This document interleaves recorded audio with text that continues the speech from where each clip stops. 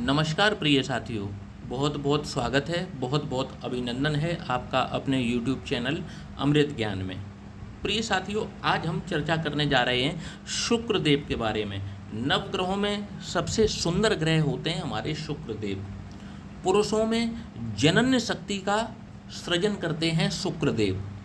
शुक्र देव नैसर्गिक रूप से अगर देखा जाए तो कुंडली में द्वितीय भाव और सप्तम भाव इसके स्वामी होते हैं। द्वितीय भाव किसका है? हमारी जीवा का, हमारी जीभ का, और सप्तम भाव है हमारी जनेंद्री का। तो जीवा और जनेंद्री इन दोनों पर ही शुक्रदेव का कंट्रोल रहता है। पुरुषों में जनन शक्ति जो होती है, वंश वृद्धि की जो शक्ति होती है, ये भी शुक्रदेव ही इसका संचार करते हैं।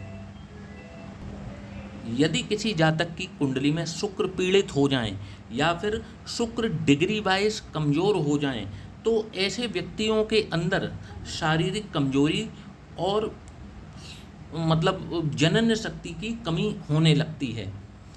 आजकल कई कपल्स ऐसे हैं जो आप देखेंगे कि सिर्फ इन्हीं कारणों से उनका रिश्ता खराब होता है और टूटता है। कई बार जो हमारी बहनें हैं वो इस दंश को झेलती रहती हैं और किसी से कह भी नहीं सकते, किसी से शेयर भी नहीं कर सकते। बड़ी ही एक गंभीर स्थिति पैदा हो जाती है। प्रिय साथियों, यदि अभी आपका विवाह नहीं हुआ है तो ये वीडियो आपके बहुत काम आने वाला है। यदि आप भी अपने जीवन साथी की तलाश कर रहे हैं और देखा जाए तो कुंडलियों को खंगाल रहे हैं मिलाने के लिए, तो सिर्फ गुणों के मिलान पर ही के आधार पर ही विवाह ना करें। आप यदि जानकार हैं तो सही, और नहीं है तो आप किसी विद्वान ज्योतिष के द्वारा आप जीवन साथी की कुंडली का जांच करवाएं और देखें कि कहीं उसके शुक्र पीड़ित तो नहीं है, कहीं विवाह के बाद सुखों की कमी तो नहीं हो जाएगी। तो साथियों, आज हम 5 स्थितियों के बारे में बात करेंगे कि कब कब शुक्रदेव जो हैं वो वैवाहिक सुख का आनंद लेने नहीं देते, और ऐसी कुंडलियां जिनमें शुक्र अधिक पीड़ित हो रहे हों तो ऐसी कुंडलियों को हमें रिजेक्ट कर ही देना चाहिए। प्रिय साथियों, कुंडली मिलान करके आपको ये लगता होगा कि गुणों का मिलान हो गया और बस विवाह कर लेना चाहिए। साथियों, हमें गुणों के मिलान के अलावा ग्रहों का मिलान करना भी उतना ही आवश्यक है। वरना आपने देखा होगा कि कोई कपल्स ऐसे भी होते हैं जिनके 30-30, 32-32 गुण मिलते हैं आपस में और उनका 6 महीने नहीं लगते हैं और उनका डाइवोर्स हो जाता है। तो कुंडली मिलान में इन शुक्र को अनदेखा ना करें, नहीं तो ये दंश आपको जीवन भर झेलना पड़ सकता है। तो प्रिय साथियों, यदि किसी जीवन साथी के शुक्र पीड़ित हैं और आप उनसे कुंडली मिलान की बारे में विचार कर रहे हैं, तो आप समझ लीजिए कि आपको ये ईश्वर ने अवसर दिया है इस बात को जांचने का और परखने का कि यदि आपकी किसी से कुंडली मिला रहे हैं, उसके शुक्र जो हैं वो 0 अंश पर हैं, 28 अंश पर हैं, उनसे 29 अंश पर हैं, तो आप उनको रिजेक्ट कर ही दें।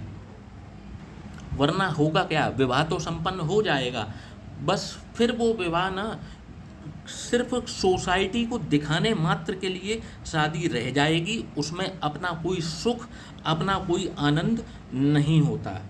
प्रिय साथियों, अब बात कर लेते हैं कि शुक्र की इतना अधिक महत्व है क्यों। तो हमारी पौराणिक कथाओं के अनुसार, शास्त्रों के अनुसार जो है, शुक्रदेव वैसे तो ये दैत्य गुरु होते हैं, परंतु देवगुरु बृहस्पति की भांति ही ये भी बहुत ज्ञानी हैं, महादेव के परम भक्त हैं। एक बार इन्होंने शिव जी की कठोर तपस्या की और इन्होंने उनसे बदले में अमृत का वरदान प्राप्त किया। दूसरा, इन्होंने मृत संजीवनी विद्या उनसे प्राप्त की। तो इनको क्या है, एक तो अमृत का वरदान है, दूसरी इनके पास मृत संजीवनी विद्या है, जो किसी मरे को भी, अगर कोई इनके जो शिष्य होते थे, जो दैत्य होते थे, यदि उनका किसी गलत तरीके से वध भी अगर हो गया तो ये उनको पुनः जीवित करने की शक्ति इनके पास थी। मृत संजीवनी। तो साथियों, पहला इन्होंने अमृत का वरदान प्राप्त किया, दूसरा इन्होंने मृत संजीवनी का वरदान प्राप्त किया, और तीसरा इन्होंने धन और ऐश्वर्य का डिपार्टमेंट भी खुद रखा अपने पास में। मतलब जीवन में किसी के सुख कैसे आता है? जब व्यक्ति धन संपन्न हो, ऐश्वर्य उसके पास हो, सम्मान हो, सुंदर शरीर हो, इन सब चीज़ों से व्यक्ति का सुखों की प्राप्ति होती है। तो शुक्रदेव के पास ये तीनों चीज़ें रहीं। फिर उन्होंने महादेव से एक वरदान और मांगा कि जन्म कुंडली में ये कहीं पर भी बैठें तो अच्छे रिजल्ट दें। तो वैसे तो त्रिक भाव कहे जाते हैं, 6, 8 और 12, ये भाव अच्छे नहीं होते हैं। जब भी इनमें कोई ग्रह आता है तो बहुत अच्छे परिणाम नहीं देता, परंतु शुक्रदेव ही ऐसे हैं जो अष्टम भाव में आकर भी आपको अकूत संपत्ति दिलाने का कार्य करते हैं, और द्वादश भाव में जाकर के भी आपको बहुत अच्छे परिणाम देते हैं। परंतु एक भाव ऐसा है जहाँ पर आकर के ये भी बेबस हो जाते हैं, कमज़ोर हो जाते हैं, और फिर बुरे परिणाम देने के लिए बाध्य हो जाते हैं। प्रिय साथियों, बहुत इत्मीनान से इसको समझने का प्रयास करते हैं। साथियों, पहली स्थिति की चर्चा करूंगा मैं। तो साथियों, पहली स्थिति है जब भी जन्म कुंडली में शुक्र और सूर्य एक साथ विराजमान हो। कहने का मतलब है कि शुक्र और सूर्य एक साथ युति करके बैठे हों। गौर से समझिएगा। अब आप कहेंगे कि शुक्र और सूर्य तो ज़्यादातर कुंडलियों में जो है या तो युति करके बैठे होते हैं, या शुक्र पीछे वाले घर में होंगे या आगे वाले घर में होंगे, क्योंकि ये निकट प्लेनेट हैं, ये सूर्य के आसपास ही रहते हैं। तो अब मैं कंडीशन बता देता हूँ कि जब भी शुक्र जो हैं वो सूर्य के साथ हों, यहाँ तक चीज़ें ठीक हैं। शुक्र अस्त हो गए, चलो फिर भी ठीक है, अस्त हो गए, काम करेंगे। परंतु अब जो मैं कंडीशन बताऊंगा वो अगर ऐसी कंडीशन बनती है तो फिर आपको ऐसे रिश्ते को रिजेक्ट कर ही देना चाहिए कि सूर्य और शुक्र की युति हो, और शुक्र 0 अंश पर हो, 28 अंश पर हो, और 29 अंश पर हो, और सूर्य से अस्त भी हो रहे हों। तो कंडीशन मैंने क्या बता दी? पहले तो सूर्य शुक्र की युति हो, शुक्र जो हैं वो सूर्य से अस्त हों, और तीसरी कंडीशन शुक्र की जो डिग्री है वो 0 हो, 28 हो, 29 हो। आप ऐसी कुंडली को देखते ही रिजेक्ट कर दें। ऐसे जातक से विवाह बिल्कुल भी ना करें, क्योंकि यदि आप ऐसे जातक से विवाह करते हैं तो फिर जीवन में पछताने के अलावा आपके पास कुछ शेष रह नहीं जाता। ये देखना अति आवश्यक है, और ख़ास तौर से पुरुषों के मामले में। पहली कंडीशन मैंने बता दी, सूर्य और शुक्र की युति, और शुक्र बलहीन हो, 0 डिग्री, 28 डिग्री, 29 डिग्री के हों, तो आपको रिजेक्ट कर देना चाहिए। अब दूसरी कंडीशन बताता हूँ कि शुक्र जो हैं वो कन्या राशि में विराजमान हो। जैसे मैंने यहाँ पर शो किया हुआ है कि शुक्र जो हों कन्या राशि में विराजमान हों, और 0 अंश पर हों, 28 अंश पर हों, या 29 अंश पर हों। जितना बोल रहा हूँ केवल इतना ही ध्यान रखना है। अब इसमें ये कंडीशन नहीं बनेगी कि 3 डिग्री के हों तो क्या होगा, 6 डिग्री के हों तो क्या होगा। जितना बताया है उस हिसाब से ही चलना है। यदि 0 अंश के हैं, 28 अंश के हैं, 29 अंश के हैं, तो आपको विवाह से बचना चाहिए। पहली चीज़। दूसरी कंडीशन हो गई, पहली सूर्य शुक्र की हो गई, दूसरी शुक्र कन्या राशि में हो और ये स्थिति में हो। अब तीसरी कंडीशन बता देता हूँ। शुक्र जो हों वो कुंडली के 6वें भाव में विराजमान हो। शुक्र जो हों वो 6वें भाव में विराजमान हो। तो शुक्र जब भी 6ठे भाव में हो, और साथ ही इनकी डिग्री जो है वो 0, 28 या 29 हो, तब इनको भी स्पष्ट रूप से रिजेक्ट कर ही देना चाहिए, कल को सिवाय पछतावे के और कुछ भी नहीं रहेगा। अब बात कर लेते हैं चौथी स्थिति की। जब भी शुक्र और मंगल की युति किसी जातक की कुंडली में हो, समझ रहे हैं, शुक्र और मंगल की युति किसी जातक की कुंडली में हो, तो आप देखेंगे कि ऐसा जातक जो है बहुत ही कामातुर होता है। मतलब देखा जाए तो इनकी जो डिज़ायर्स हैं बहुत हाई होती हैं और बहुत अति उत्तेजना होती है इनके अंदर। परंतु इस युति के कारण जैसे जैसे इनकी एज बढ़ेगी, ये अपनी यौन शक्तियों को खो देते हैं। शुक्र मंगल की युति वाले बता रहा हूँ। अब इसमें एक कंडीशन आपको जोड़नी है कि इन दोनों में से कोई एक जो ग्रह है उसकी डिग्री जो है वो 0 डिग्री हो, 28 डिग्री हो या 29 डिग्री हो। यदि ऐसा होता है तो इनको भी स्पष्ट रूप से मना कर ही देना चाहिए विवाह के लिए। इनसे विवाह बिल्कुल भी नहीं करना चाहिए जिनके शुक्र मंगल की युति हो और मंगल या शुक्र के जो अंश हैं वो 0, 28 या 29 हों। इन दोनों में से किसी एक के भी हों तो मना कर देना चाहिए, रिजेक्ट कर देना चाहिए। ठीक है। अब एक आखिरी स्थिति की बात कर लेते हैं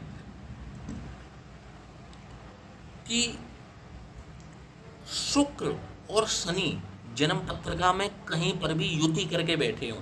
पहले तो आप ये मान लीजिए कि भले ही शुक्र और शनि आपस में अति मित्र हों, परंतु शनि की जो दृष्टि है जब ये शुक्र पर पड़ेगी तो ये शुक्र के जो प्रभाव को ये कम करते ही करते हैं। जब भी शनि शुक्र को देखते हैं तो शुक्र के बल में कमी आती है, ये बात पक्की बात है। अब देखिए कि ये युति करके बैठे हैं और युति करने के बाद इन दोनों में से चाहे शुक्र की या शनि की कोई भी एक ग्रह 0 अंश के हों, 28 अंश के हों, 29 अंश के हों, तो इनको भी जो है वो स्पष्ट रूप से रिजेक्ट कर ही देना चाहिए। इनसे भी विवाह करने की गलती ना करें। तो साथियों, आज हमने 5 स्थितियों की बात की। एक बार पुनः रिपीट कर देता हूँ। शुक्र और सूर्य की युति हो, शुक्र सूर्य से अस्त हो गए हों और 0 अंश के हों, 28 अंश के हों, 29 अंश के हों, रिश्ता रिजेक्ट कर देना चाहिए बिल्कुल स्पष्ट तौर से। उसके बाद शुक्र जो है कन्या राशि में विराजमान हो, 0 अंश, 28 अंश, 29 अंश, रिजेक्ट कर देना चाहिए। शुक्र रोग भाव में हो, 0 अंश, 28 अंश, 29 अंश, रिजेक्ट।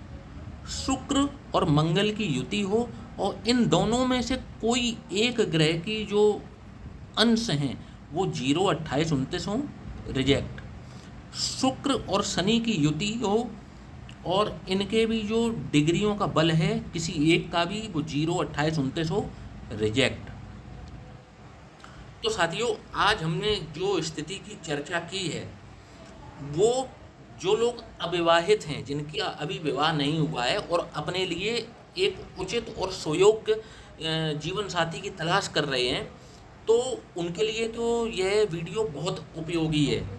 परंतु जो हमारे भाई बहन जो विवाहित हो चुके हैं और इस दंश को झेल रहे हैं, तो आज इस वीडियो के माध्यम से मैं आपको एक छोटा सा आसान सा एक उपाय बताऊंगा, जिस उपाय को करके आप पुनः अपने जीवन में खुशियां पा सकते हैं। आप इस उपाय को करके देखिए।